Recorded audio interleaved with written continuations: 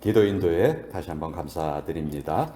자, 오늘 하나님의 말씀은 구약 성경 아가서 2장에 있는 말씀입니다. 아가서 2장 1절에서 2절까지의 말씀인데요. 우리 하나님의 말씀 화면을 보면서 또 같이 읽도록 하겠습니다. 시작. 나는 샤론에 수선하여 골짜기에 백합화로다.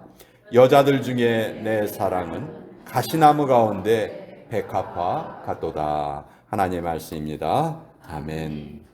잠깐 기도하도록 하겠습니다.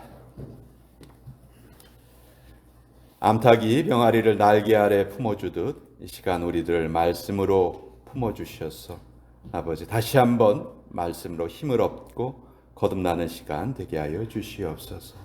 예수님의 이름으로 기도합니다. 아멘. 자, 어머니 날 말씀을 전하려고 하는데요. 유명한 셰익스피어는 여성은 약하지만 어머니는 강하다 그런 말을 남겼죠. 하나님께서 우리 사람들을 이 땅에 보내실 때 한 사람도 예외 없이 다 어머니를 통해서 이 땅에 태어나도록 하셨습니다. 왜 아버지가 아니고 어머니를 택하셔서 사람들이 이 땅에 오게 하셨을까? 잘 모르겠지만 분명히 깊은 뜻이 있으셨겠죠. 아버지보다는 어머니가 아이를 키우는 것이 더 좋겠다 그렇게 생각하셨던 것 같아요. 한국의 초등학교 2학년짜리 아이가 썼던 글이 인터넷에 퍼진 적이 있었어요. 냉장고가 있어서 나는 참 좋다. 나에게 먹을 것을 주어서. 강아지가 있어서 나는 참 좋다. 나랑 놀아주어서. 엄마가 있어서 나는 참 좋다. 나를 사랑해 주셔서. 그런데 아빠는 왜 있는지 모르겠다. 또 한국에서 자녀가 명문대학에 입학하는 조건이 3가지가 있다고 해요. 첫째는 할아버지의 재력. 할아버지가 잘 살아야 돼. 그리고 어머니의 정보력.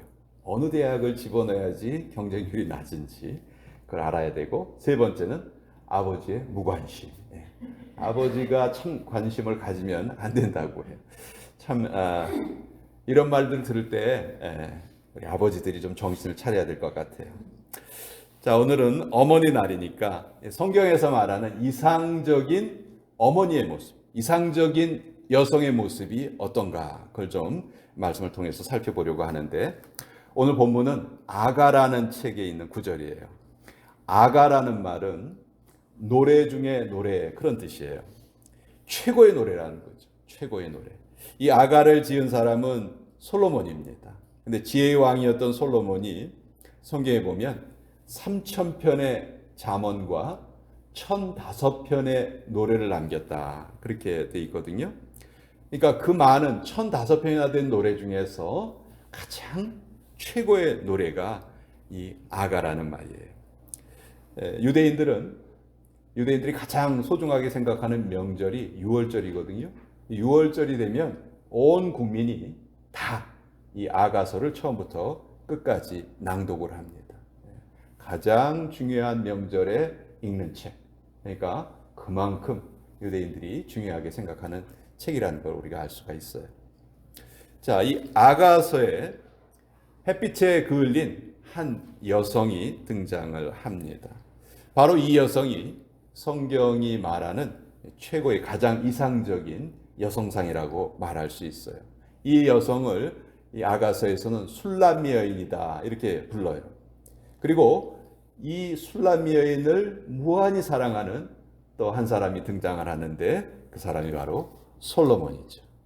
그래서 아가서는 외적으로 보면 솔로몬과 술람미 여인의 러브 스토리처럼 그렇게 보이지만 단순한 그런 사랑 이야기가 아니고요. 남녀 간의 사랑 이야기가 아니고, 사실은 이 책에서 솔로몬은 하나님을 상징을 하고 술람미 여인은 하나님을 믿는 모든 성도들, 하나님의 자녀들을 상징을 합니다. 그래서 하나님께서 자기 자녀인 우리 성도들을 얼마나 사랑하시는지를 남녀 간의 사랑에 비유해서 우리에게 알려주시는 책이 바로 이 아가서예요. 자, 이 아가서는 술람 여인과 솔로몬 왕의 대화 형식으로 되어 있습니다.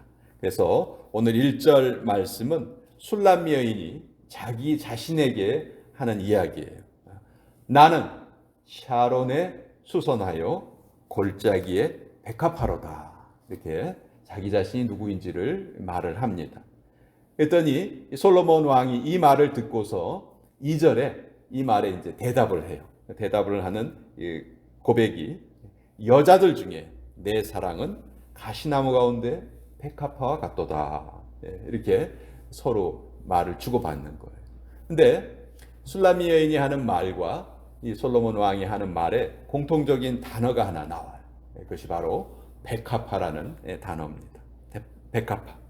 근데 이 술라미 여인을 아름다운 이제 백합화에 비유를 했는데 그냥 백합화로 묘사된 것이 아니고 1절에 보면 골짜기에 있는 백합화다 그런 표현이 나오고 2절에 보면 가시나무 가운데 있는 백합화다 이런 표현이 나옵니다.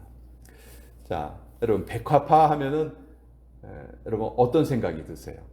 우리 교회 앞에도 백합이 피어 있는 경우가 많이 있는데 백합은 이제 순결을 상징하는 꽃이죠. 반면에 골짜기 하면 어두운 골짜기, 사망의 골짜기, 타락한 세상을 가리켜요. 그러니까 술라미 여인이 나는 골짜기에 백합합니다 이렇게 말할 때는 이 타락한 세상에서 나는 참 순결하게 살기를 애쓰는 그런 존재입니다. 그렇게 지금 말을 하고 있는 거예요. 여러분, 이거 아주 중요한 초점인데요. 우리는 우리 자신을 잘 알아야 돼요. 술라미 여인처럼 자신에 대해서 올바른 자아상을 가지고 있어야 됩니다. 아까 말씀드린 것처럼 골짜기라는 것은 우리가 평생 걸어가야 할 고난의 길을 상징적으로 보여주는 말이에요. 세상 사람들이 보기에는 인생에 아무런 소망이 없어 보입니다. 마치 에스겔서에 보면 골짜기가 하나 나오는데 그 골짜기에 마른 뼈들이 가득하죠. 마른 뼈들이 가득한 그런 골짜기가 같아요. 그런 골짜기는 잡초라든지 뭐 덩쿨이라든지 이런 것들이 어울리지 아름다운 백합화가 피어 있을 곳은 아니거든요.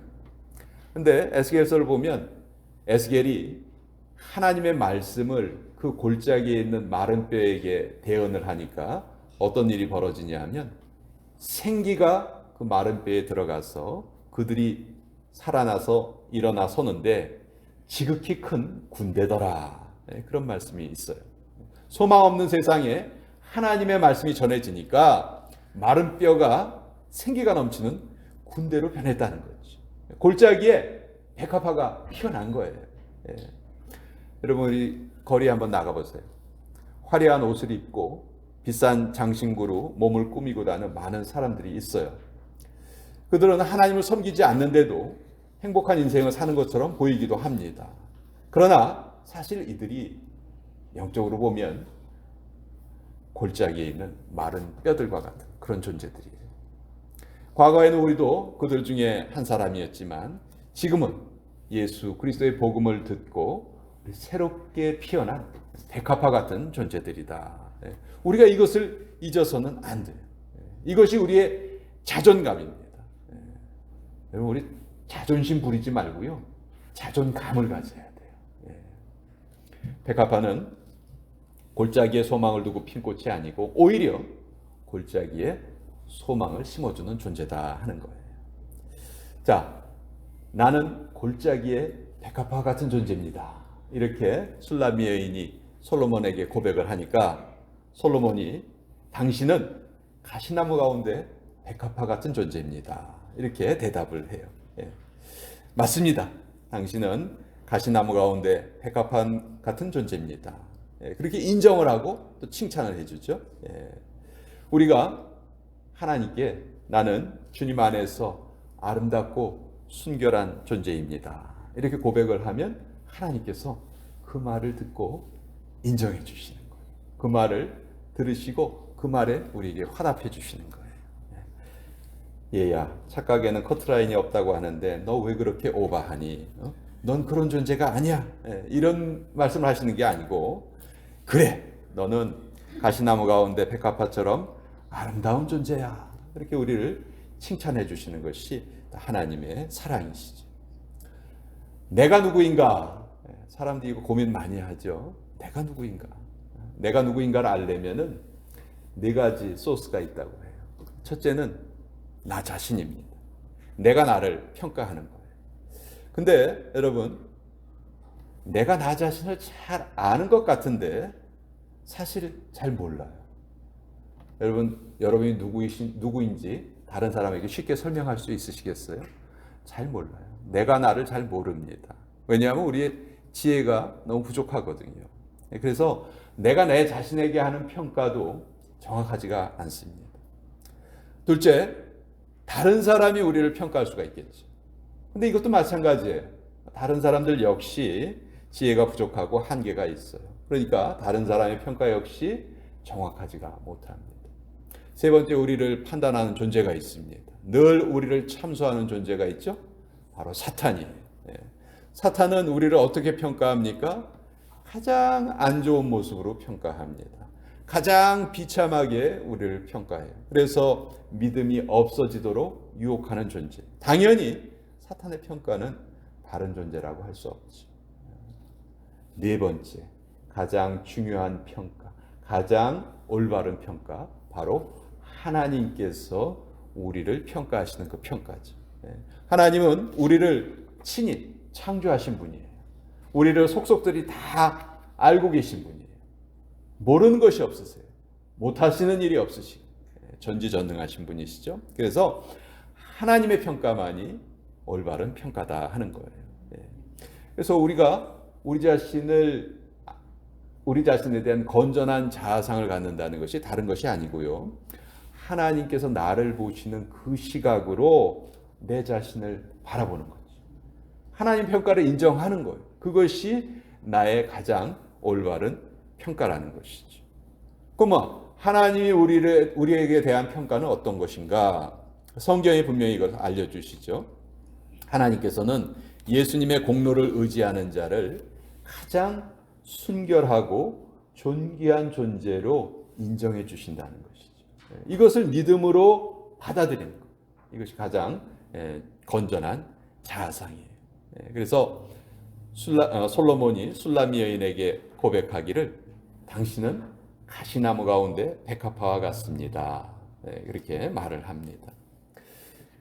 솔로몬과 술라미가 아까 하나님과 우리 성도를 상징하는 표현이다. 그렇게 말했어요. 그러니까 이 구절은 하나님께서 보시는 우리의 모습이라고 할 수 있어요.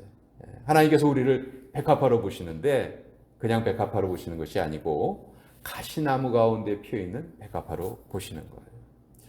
자, 성경에 보면요, 이 가시나무는 별로 그렇게 좋은 평가를 받질 못해요. 저주받은 나무고 천하고 쓸모없는 나무로 표현될 때가 많습니다. 창세기 3장에 보면 아담과 하와가 하나님 앞에 범죄하는 장면이 나오죠. 근데 그 범죄를 저지른 다음에 하나님께서 그들에게 어떤 벌을 내리시냐 하면 아담에게 이렇게 말씀하시죠. 땅이 너에게 가시덤불과 엉겅퀴를 낼 것이다. 이렇게 말하고 있으세요. 그러니까 이 가시나무는 백합화가 피어 있기에 좋은 환경이 분명히 아닙니다. 그렇지만 역설적으로 생각해 보면 그렇기 때문에 백합화가 더 아름답게 보이는 것이죠. 가시나무가 백합화의 아름다움을 더 돋보이게 해주는 거예요. 환경이 좋지 않다 할지라도 아름다운 꽃을 피워낼 수 있다면 얼마나 귀한 일입니까? 가시나무 사이에 피어있는 꽃은 얼마나 강인하겠습니까? 겉으로 보기에는 참 약해 보이죠. 그렇지만 그 험한 환경을 다 이겨내고 꽃을 피운 것이 가시나무 사이에 있는 백합화예요. 때로 고난을 통과하시는 여러분들의 모습을 볼 때마다 너무 저는 마음이 아픕니다. 저런 고난이 왜 있을까? 그렇지만 인생의 고난이 있다는 것은 또 우리가 피할 수 없는 현실이기도 하죠. 디모데후서 3장 12절을 보면 무릇 경건하게 살고자 하는 자는 핍박을 받으리라. 이런 말씀이 있고요.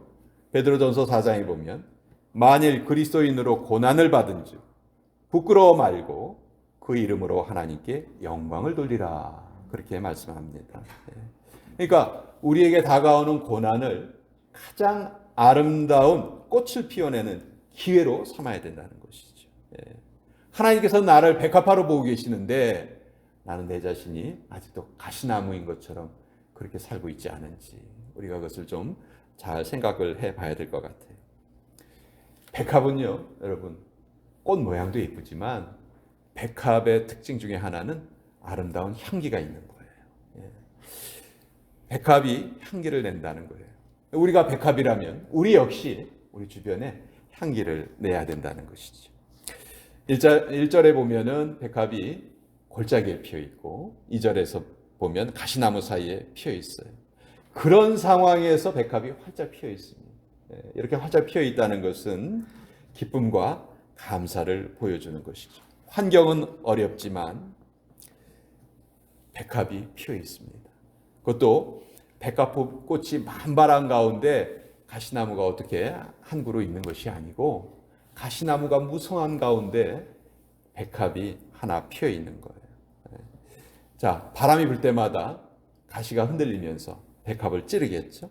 그때마다 백합에게는 상처가 날 거예요.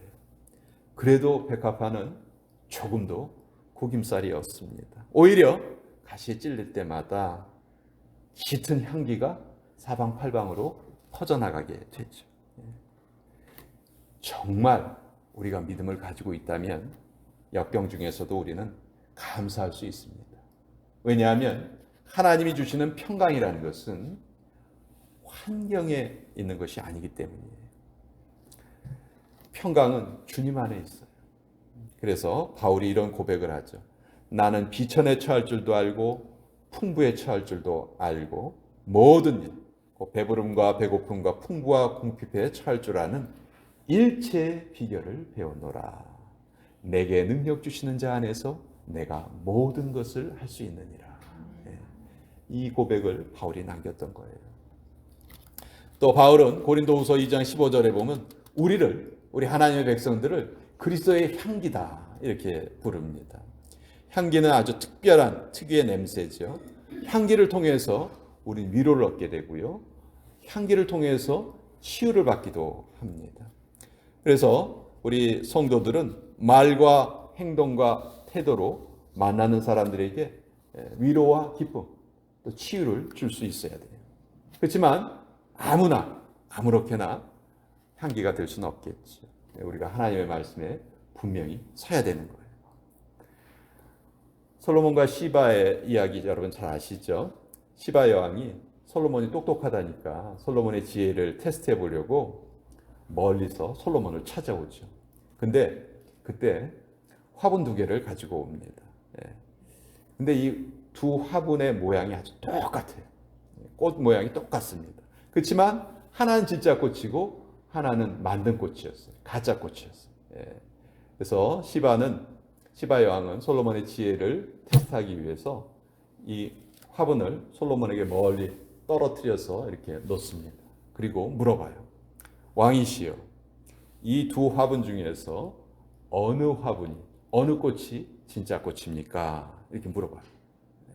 솔로몬이 잠시 생각을 하더니 신하에게 명령을 합니다. 밖에 나가서 벌과 나비를 잡아와서 이곳에 풀어놓아라. 그리고 시바의 왕에게 대답합니다. 저 벌과 나비들이 앉는 화분이 진짜 꽃이요. 이렇게 이 문제를 풀어냈다고 하죠.